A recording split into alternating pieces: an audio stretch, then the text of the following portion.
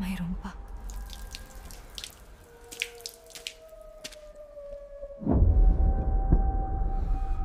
Simula pa kagabi, may naririnig na akong humihikbi sa dulo ng hallway.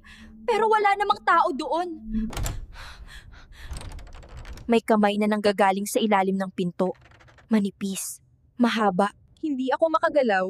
May anino sa likod ko. At gumagalaw kahit hindi ako gumagalaw. May malamig na hiningang dumampi sa batok ko. Parang may nakangiti. Gumagalaw ng mag-isa. At may mga bakas ng nanay na duguan na papunta sa akin. Tinuro niya ako. Walang muka pero parang galit, ramdam ko yung puot sa hangin. May mga kamay na humihila sa paa ko. Ang lamig. Parang gusto nila akong dalhin sa ilalim. At ngayon, nandito na sila sa likod mo.